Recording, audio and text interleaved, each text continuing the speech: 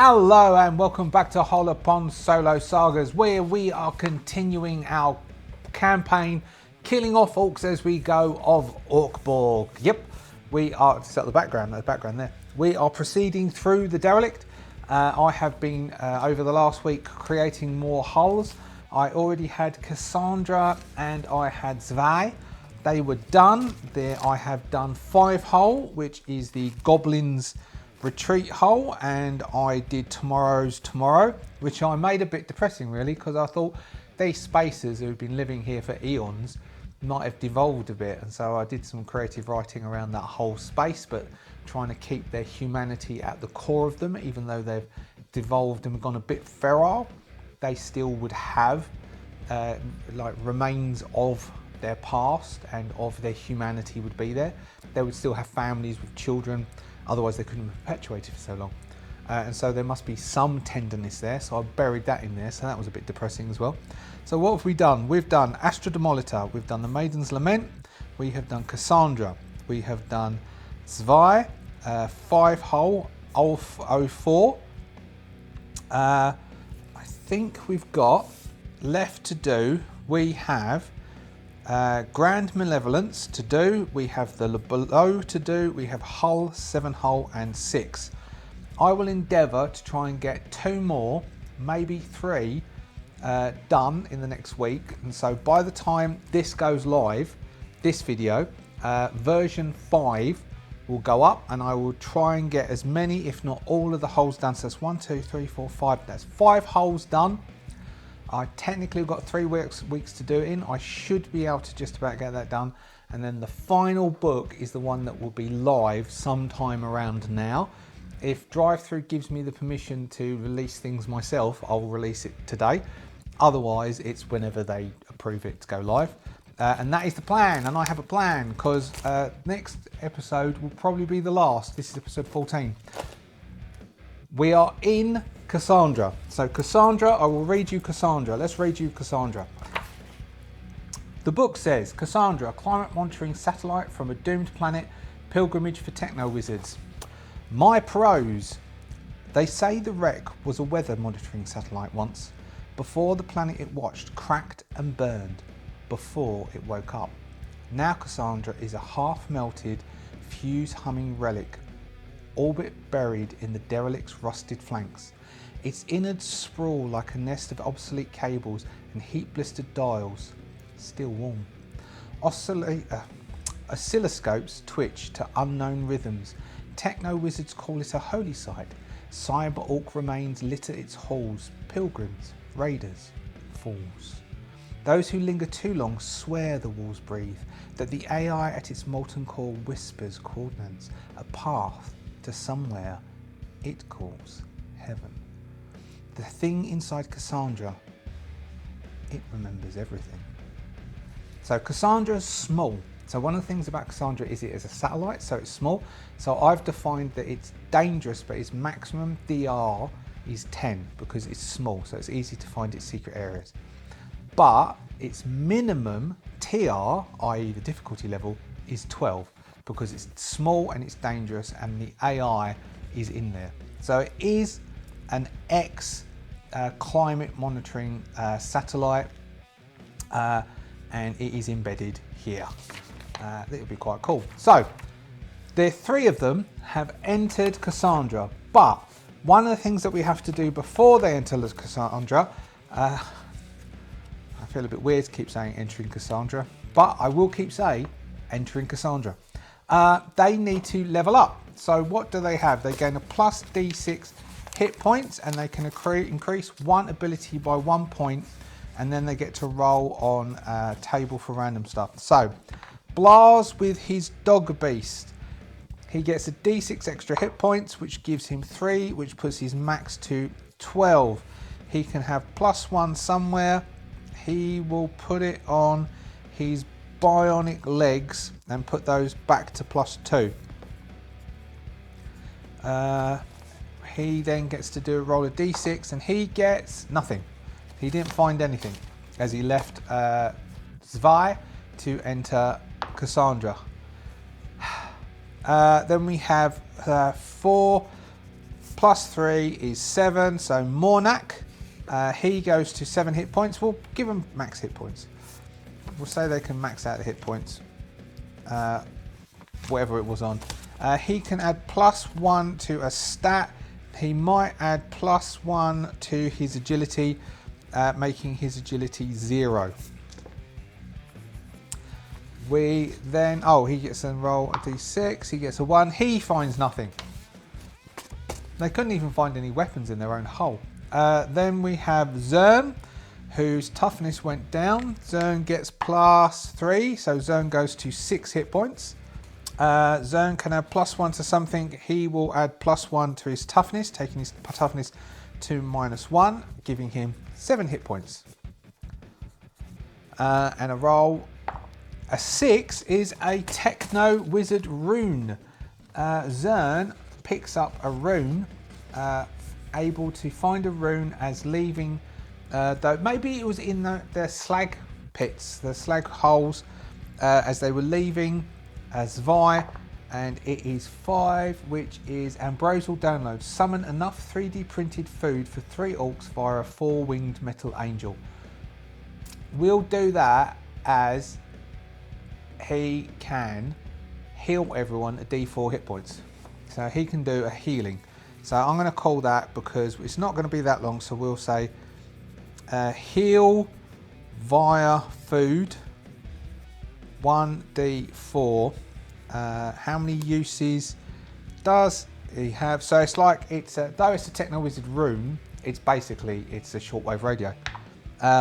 1 plus his presence of 2, which is 3. So 3 uses per day that he can attempt to summon a thing that will come and bring food. They can eat it and they'll all get a D4 hit points back. That is that. So they will enter Cassandra. So do you remember how you do that? Do you remember how to enter a Cassandra? What we do is we roll 2d20, and if anyone, it's called Cassandra, I apologise. We need above the DR. The DR is 10 to find a secret area. We need 2 secret areas, and then we have cleared Cassandra. We have expended Cassandra, and we can then move on and try and do something else. So that is a weak hit. No, that's a fail, isn't it? A 5 and a 4 is a fail. A fail will mean it's a 50-50 ambush or trap. So 1 to 10, it's an ambush from an enemy that will roll on. 10, so it's an ambush from an enemy we'll roll on. So we'll use the Cassandra enemies table, D6. D6 gives us a 4. 4 is the echostatic, which is the creature that I've made for Cassandra. So every hull has at least one enemy, a monster, a creature that I have made within the GME. So if you want to grab the GME, it's going to be in excess. It's probably going to be 70 odd pages by the time it's done, because at the moment it stands at 60 and it's not got the 4 holes that I've just done in it yet, because I've not formatted them up yet. I've written them, they're in Word. They aren't in the GME yet. So it's going to be at 60 pages, but there are additional monsters. So this is the echostatic. Glitched audio constructs that loop voices and cause confusion. The dry hiss and click starts to work its way into your psyche. So they've come into the area of Cassandra, and as they enter Cassandra, it's like a sound entity. It's immune to physical attacks. So the only way to do it is if they pass a presence test at DR12,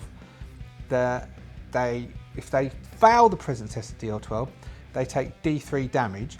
If they pass it, resisting causes the echostatic D3 damage. It has 6 hit points. So once it's done 6 hit points, that it will basically retreat back.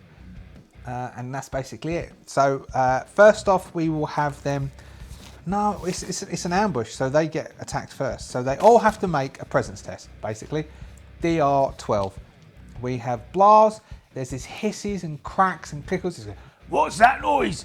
Oh, what's that noise? Oh, hurts my head. Does a D3 damage. Does 3 points of damage to Blars, taking him to 9 hit points. He starts to screech around.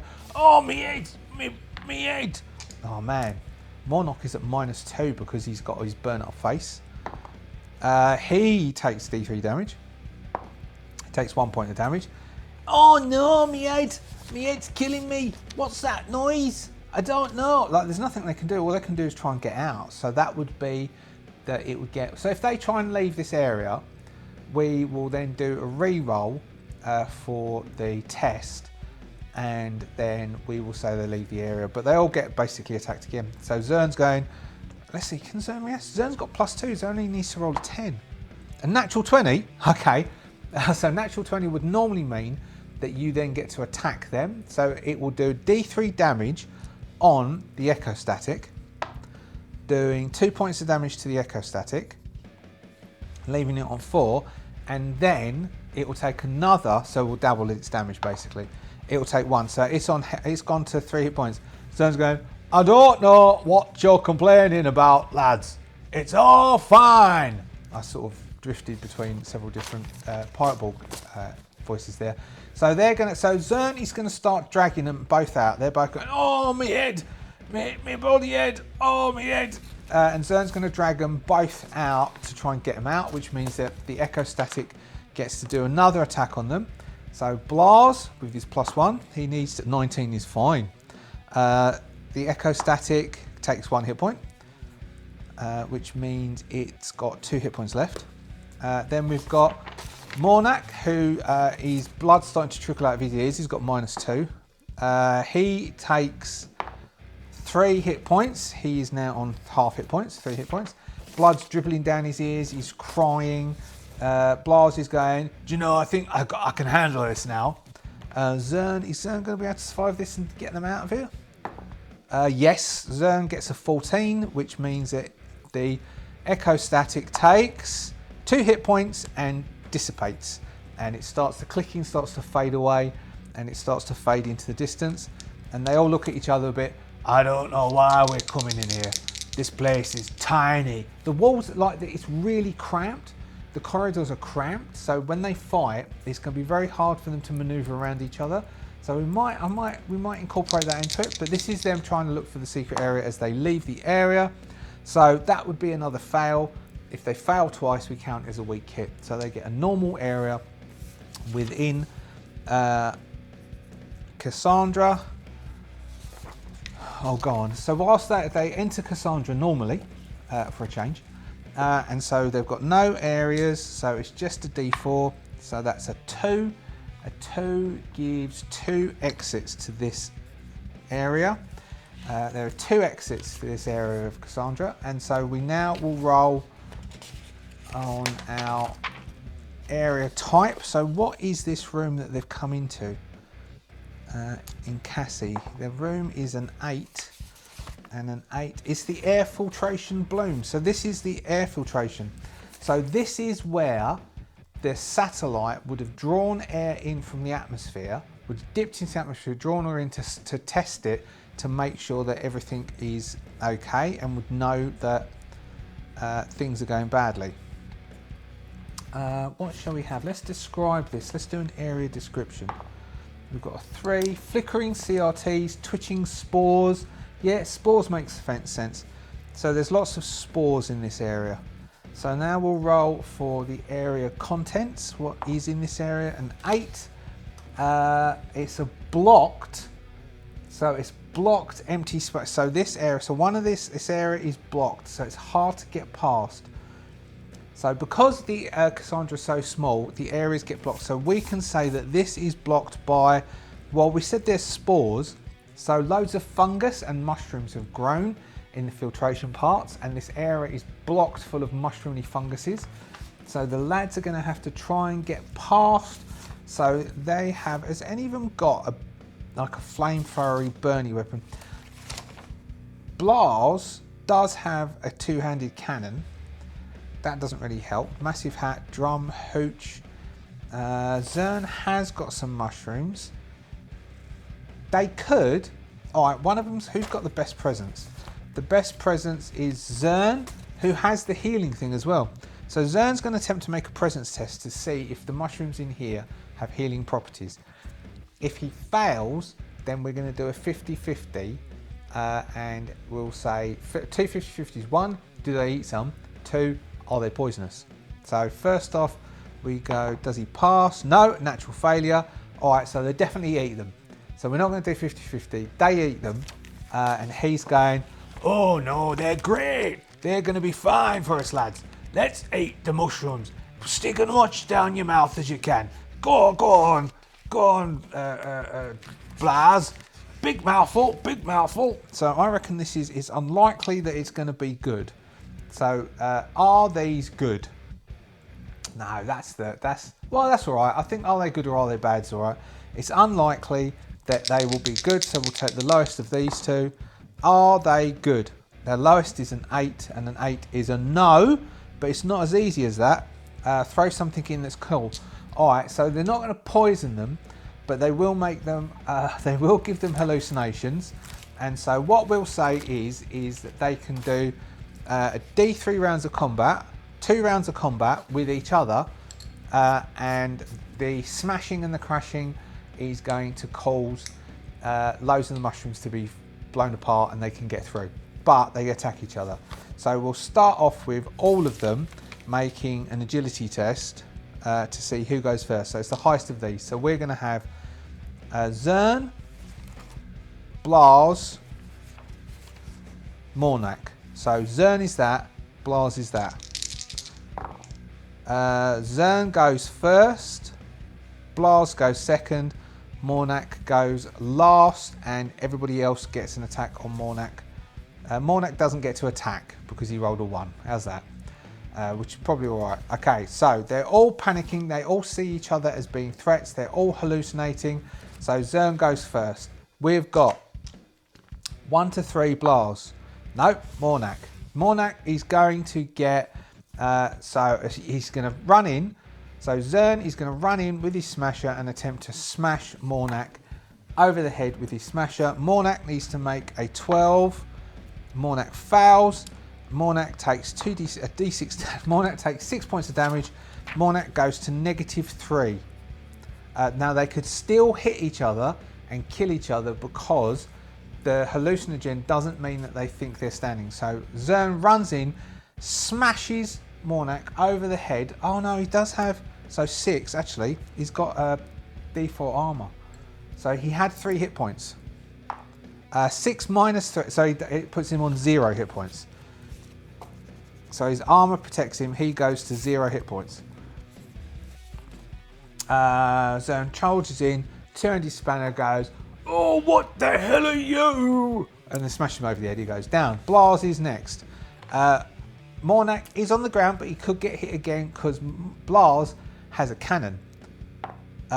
He's 1-2 would be Zern. So Zern is going to get shot up by the cannon. Blaz is going to go butter with the cannon, which would be, I think we'd do, Zern has to try and dodge. Now Zern would, because it's a cannon, we could go that Zern needs to roll 14s to dodge because it's close space. We'll use up one of the cannon rounds. D8 damage though, but so that would be 13s he's got to roll. 18! Zern hits the ground as fast as possible. The cannon fire goes off, rips through the mushrooms on top, above Zern, tearing those mushrooms down. Mornak said, did I say it was 2 rounds of combat? I think I did say 2 rounds of combat. Mornak is on the ground bleeding. We then have round 2 where we've only got the 2 of them, so we'll have Zern and we'll have Blaz. Zern goes first with a 19. Blaz has got a 16. So Zern gets off the ground. He's going to run towards... Oh, actually, which are the 2? 1 to 3 is Blaz.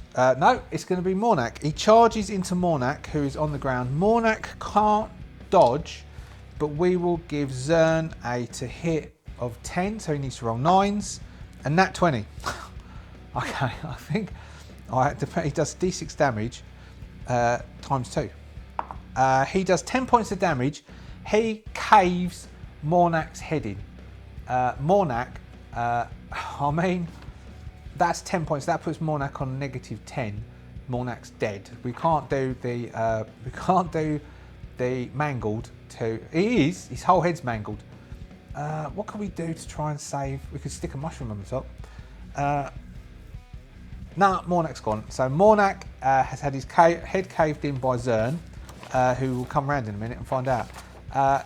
Now we've got Blaz. Now at this point, Blaz will not be trying to shoot Mornak because he can only go for Zern. So Zern needs to roll, what did I say? 13s? No, Zern misses.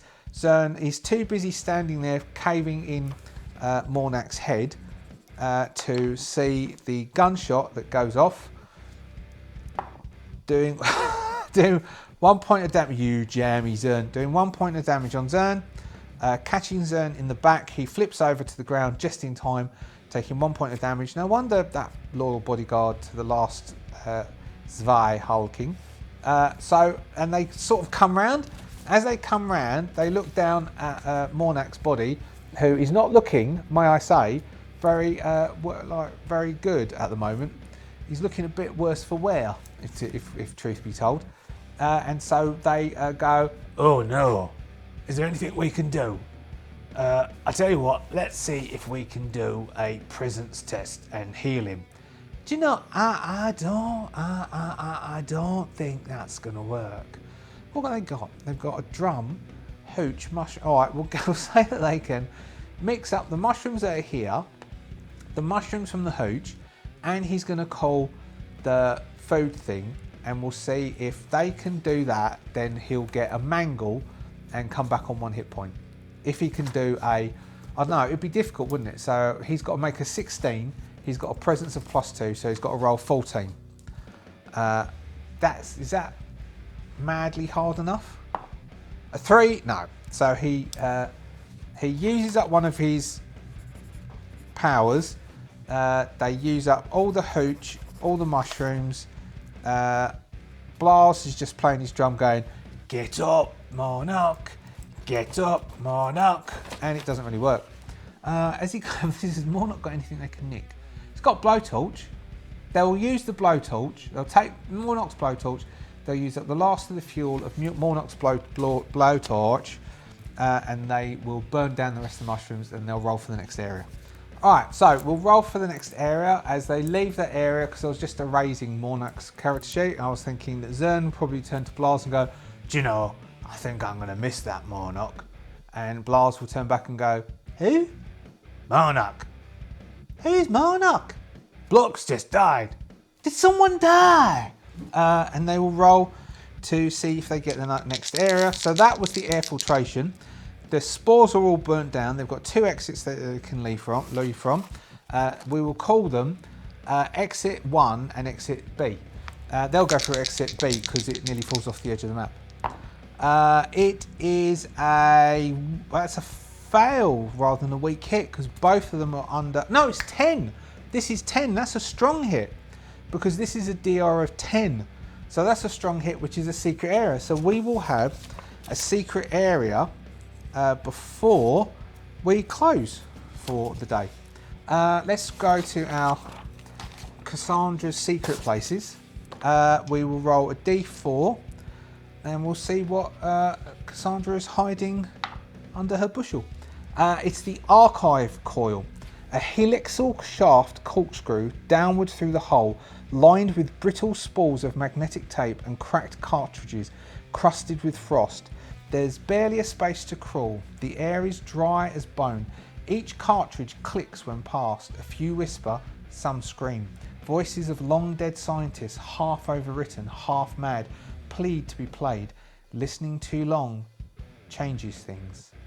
One reel knows your name. So let's say as they're going through, they both need to make a presence test. If they fail the presence test, then they're attracted to one of them. And the only way out of this is they're going to have to climb up this, and then they can see an entrance at the top to get by. This is special area 1, and we will do this bit, and then we will. What time have we got? We'll do a short, super short.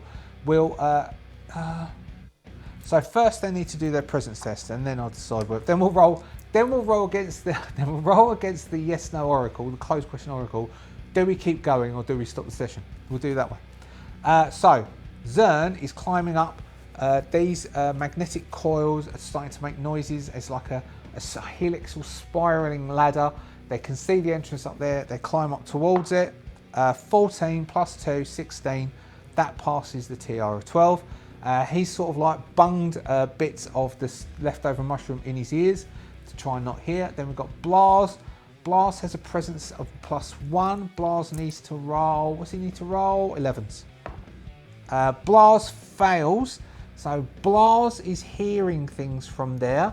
So we are going to roll on the core book verbs and see what sort of thing, verbs and nouns, what sort of thing Blas is hearing. And then we'll work out what Blas does based on that, and then we'll see if we keep going. So we have 75 mourn. Okay, so he might be getting sad. Mourn, and then we've got 63 howl. Okay, so it's a mourning howl.